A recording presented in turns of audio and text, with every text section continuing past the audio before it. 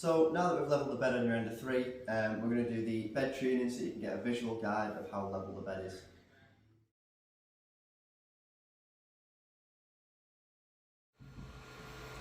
So the first step with the bed tuning is again to auto home the machine. So just click your selector wheel in, go to motion, and then click auto home.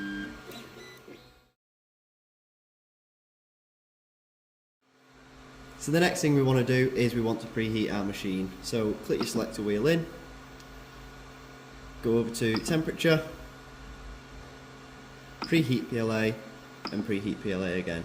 Now we're preheating it for the same reason as we did with the bed level, and it's also worth noting that now is your opportunity to put some filament in the machine, because we do need filament in the machine for this bed tuning file.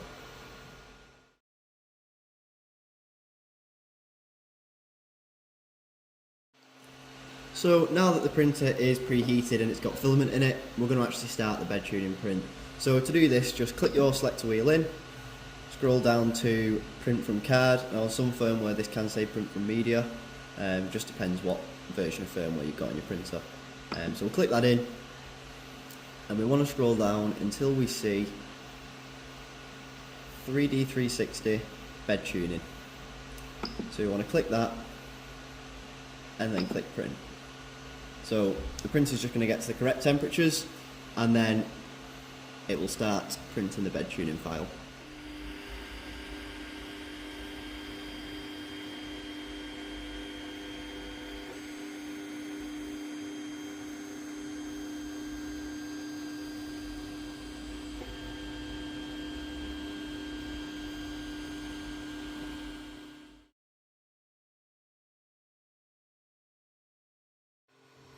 So the bed tuning is just completed, and you can see it looks pretty good at a glance, but what we can do to actually check it is either use the back of our nail or a piece of filament and just see if we can move any of the lines, and you can see that none of them are going anywhere. You can see they're stuck to the bed properly, getting good bed adhesion. So that's how your bed tuning should look if your bed's properly levelled. So this is an example of a bed tuning print where the bed hasn't been level. So you can see if we do the same check with the back of our nail or a piece of filament to try and move the lines, you can see at the front they're just not stuck at all on that front right corner, and even that front left corner they're barely stuck. So that would indicate to us that the front of the bed is too low and the gap's too big between the bed and the nozzle. Now if we look at the back, you can see it's like someone's been drawing on the bed with a crayon. You can barely see the lines, and that's because the nozzle is digging into the bed that much that the filament's got nowhere to go. So the colour of the filament is just being pushed into the bed.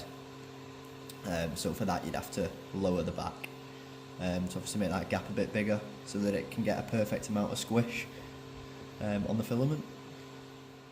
So we've just printed a square that's the full size of the bed, just to show you the uniform finish that you get when your bed's level. So you can see each line is connected, so we're getting the right amount of horizontal expansion. It's nice and glossy, so that's exactly how we want it. It does look a little bit too low on this corner. You can see the lines aren't as uniform as you'd like. You can see them just sort of separating a little bit, but overall it's pretty good. And this is also a good trick as well. So if your bed leveling was off and you've ground some filament into the bed, you can actually print a square like this, and then this will pull the colour out so your bed doesn't look damaged afterwards. So if I just take this off, any filament that was in the bed should look brand new, or it should be removed I should say. So I'll just pull this off. You might find that it will split because it is only a layer thick, but you can see we've pulled most of the colour out. There's still a bit left there from when we were too close, but the majority of it's removed.